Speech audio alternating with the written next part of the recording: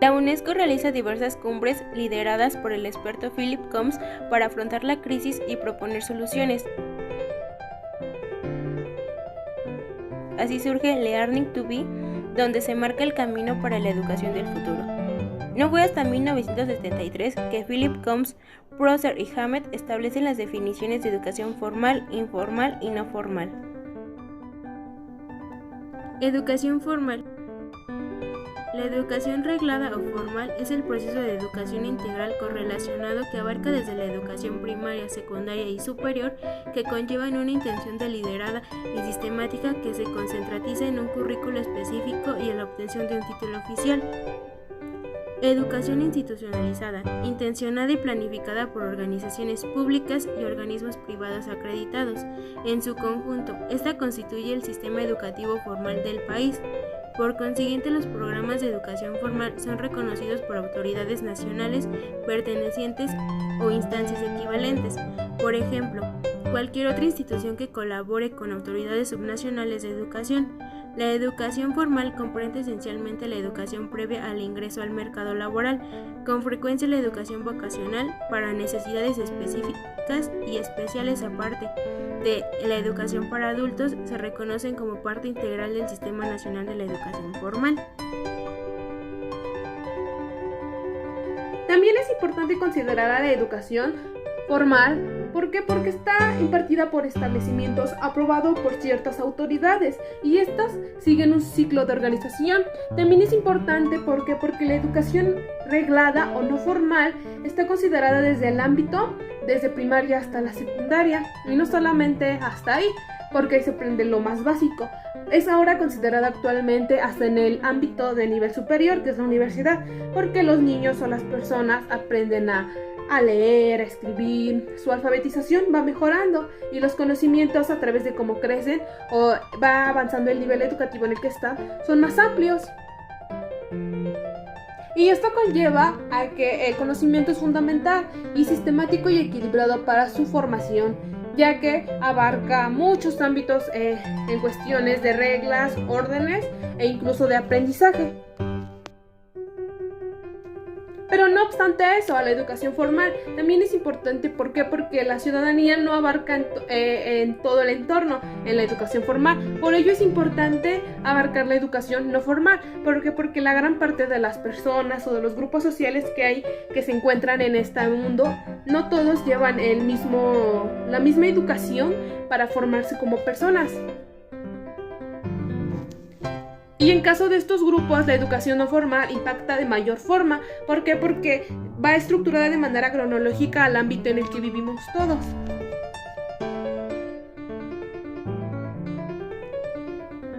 A diferencia de la educación informal, la educación formal es la que está intencionada, planificada y reglada.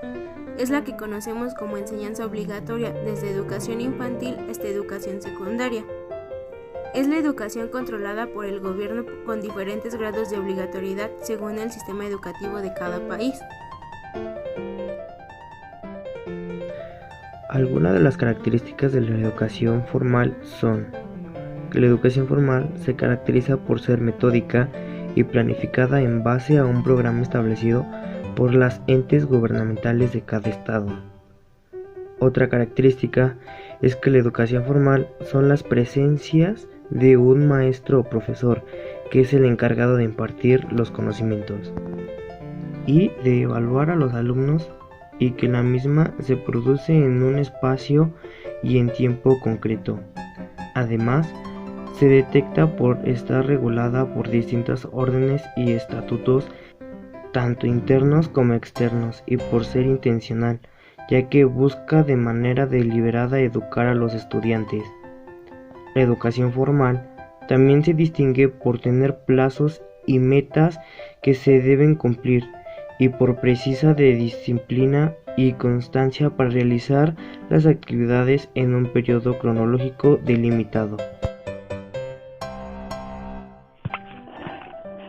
Educación informal.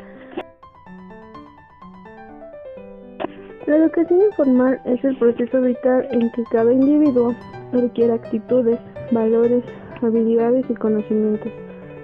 Lo hace a través de la experiencia diaria y de las influencias o recursos de su entorno, que incluye desde familia o amigos hasta los medios de comunicación. Comprende aquellos procesos de enseñanza-aprendizaje que acontecen en las actividades de la vida cotidiana relacionadas con la familia, el trabajo o los amigos. No está estructurado, es decir, no se enmarca en objetos didácticos ni en una metodología predeterminada. No conduce a la obtención de un título o certificación. La educación informal, en la mayoría de los casos, no es intencional, sino azarosa o aleatoria, es decir, los sujetos no se imponen como objeto formal ni el enseñar ni el aprendizaje. Debido a la complejidad misma del fenómeno educativo, en la realidad concreta, los límites que separan estas categorías son difusos, principalmente entre la educación no formal y la informal. Los aprendizajes están determinados por situaciones cotidianas del contacto social. En su mayoría no son organizados o administrados por una estrategia educativa determinada. Son experiencias que se dan en ámbitos más relajados que los escolarizados. La familia es el principal grupo social en el que se desarrollan ese tipo de aprendizajes, que con sus perspectivas contactos sociales facilitan la personalización de los individuos. El club deportivo, la asociación cultural en la que concurren las familias, el grupo de amistades con el que se vive la sociedad, entre otros. En definitiva, los medios masivos de comunicación que entran ya en esta modalidad de la educación informal, es decir, son actividades diseñadas, pensadas y por tanto programadas para lograr un objetivo de formación específica.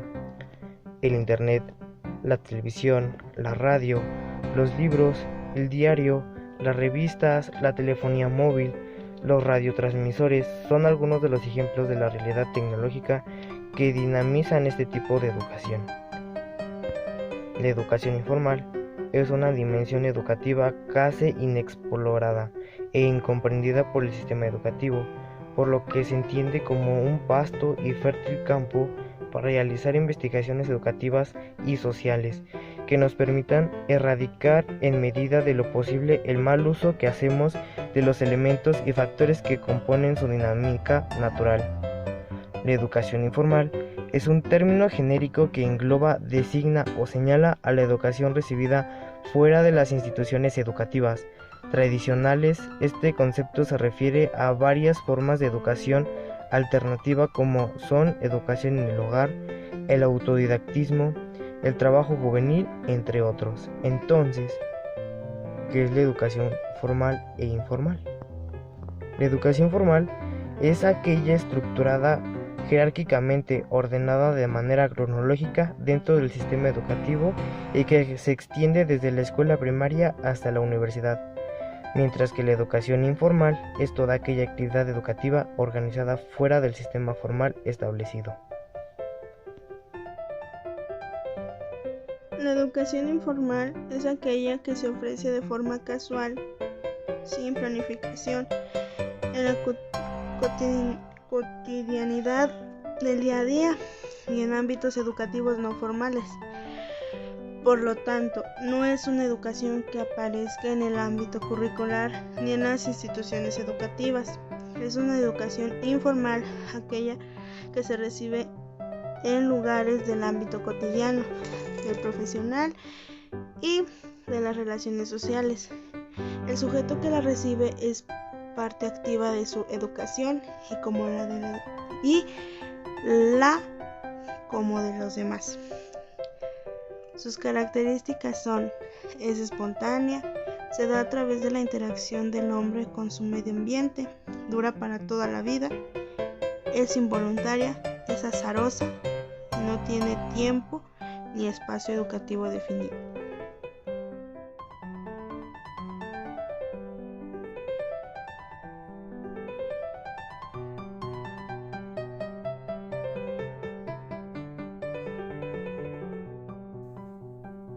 También es importante considerar a la educación no formal en términos grandes y mayores y de suma importancia. ¿Por qué? Porque este término surge a partir de los años 60, cuando las instituciones educativas surgen una crisis y estas se cuestionan sobre la capacidad que cubre el aprendizaje de su nueva sociedad. Pero esto no quiere decir que la educación va a sustituir a la educación formal. ¿Por qué? Porque esta crea cierta separación y ciertas estrategias para generar puntos claves y tropicales ante el crecimiento del aprendizaje, de las necesidades que las personas necesitan para mejorar su nivel de aprendizaje e incluso de desarrollo.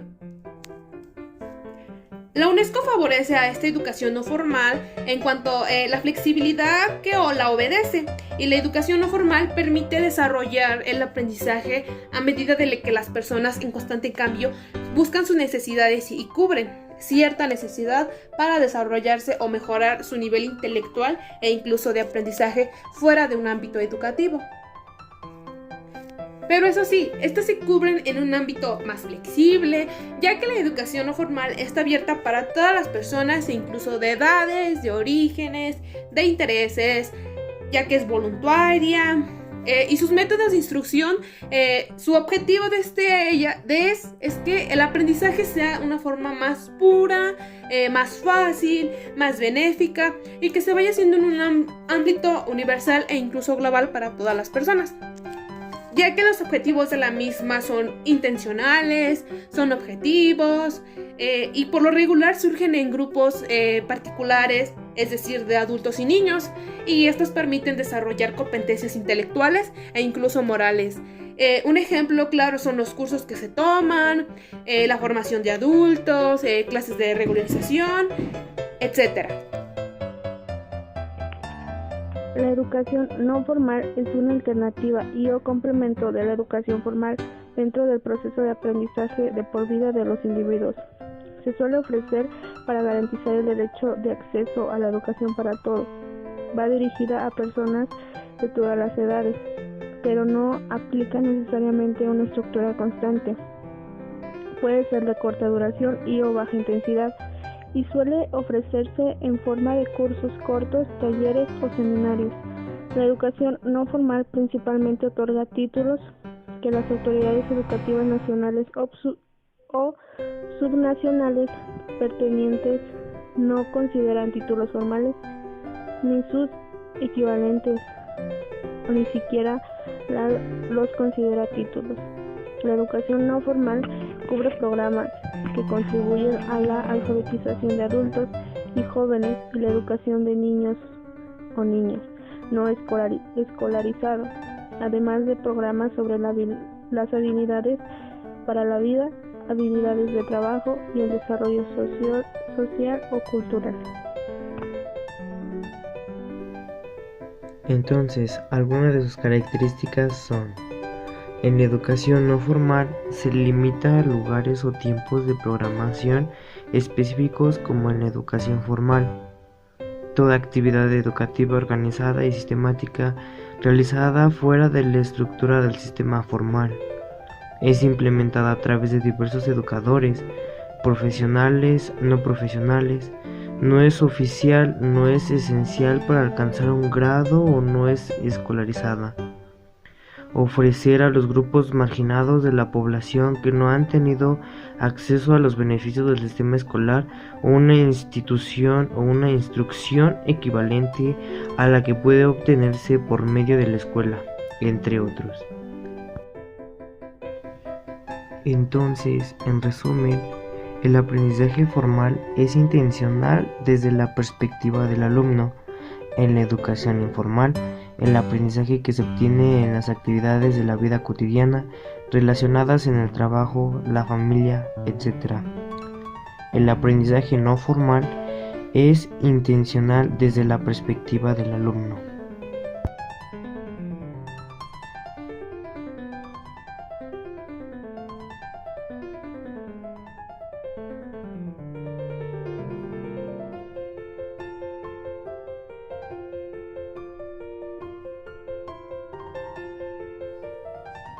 También hablaremos de lo que es la movilidad social. En géneros, ¿qué es la movilidad social? Son los desplazamientos que efectúan los individuos o un grupo social, especialmente en núcleos familiares, como la posibilidad de cambiar de una clase social a otra o la incorporación de nuevos individuos y implica el pertenecer a una nueva clase distinta. ¿Qué vincula la movilidad social? Por lo regular, esta busca una garantía de una sociedad más equitativa y de menores desigualdades. Existen tipos de los cuales las personas crean esa movilidad social por cuestiones de migración, mejor calidad de vida, e incluso ámbitos de empleo y también educativos. Y a partir de esto surgen nuevas necesidades, especialmente en núcleos familiares. ¿Por qué? Porque las personas desean tener una mejor calidad de vida e incluso un alto índice o nivel de desarrollo económico, cultural e incluso psicológico. En la movilidad social se encuentran dos grandes características: la movilidad social y la vertical. Es decir, la movilidad social se caracteriza en el cambio de movimiento que se hace al lugar que se desea, o sea, de un lugar a otro. Y en la movilidad vertical se busca la nueva clase que se va a pertenecer, ya sea alta o bajo según sea su contexto. Y esto implica la forma que asciende o desciende según sea la necesidad que requiera cubrir cierto grupo social. Y a través de esto hacen a un lado lo que fue su antiguo régimen o la zona geográfica en la que se habitaba también. Y por lo regular estos cambios de movilidad social se factorizan en la parte socioeconómica, ya que se frecuentan por lo regular en personas de bajos recursos, zonas rurales de campo, incluso por cuestiones de trabajo, académicos, entre otros. Y esto es lo que busca la gran parte de la resistencia cultural que pueda surgir entre el grupo de la sociedad, entre uno y otro.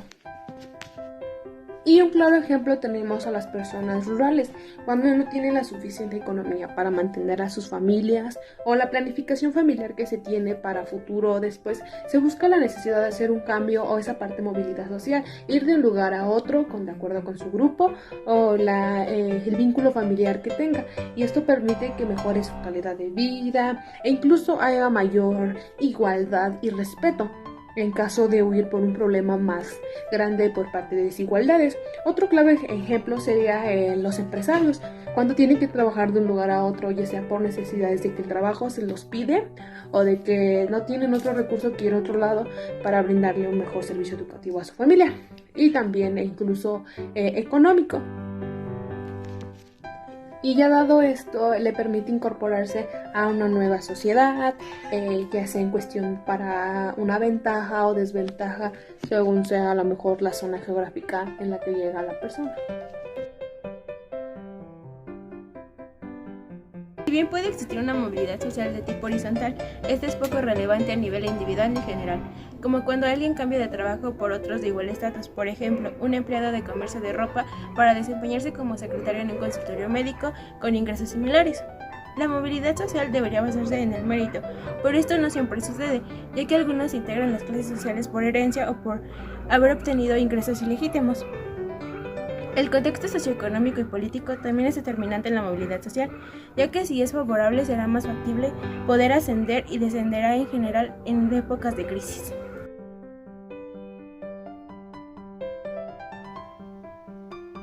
Entonces, en resumen, podemos decir que la movilidad social se da principalmente para el cambio de estatus en la sociedad, ya sea alta, mediana o baja clase social. Todo esto tiene lugar en los lugares urbanos, en donde las personas tienen que emigrar a las ciudades para tener una mejor calidad de vida o para tener fe en algo más, principalmente para mejorar la vida de su familia, la suya, y tener un mejor futuro de los que lo tuvieron sus papás.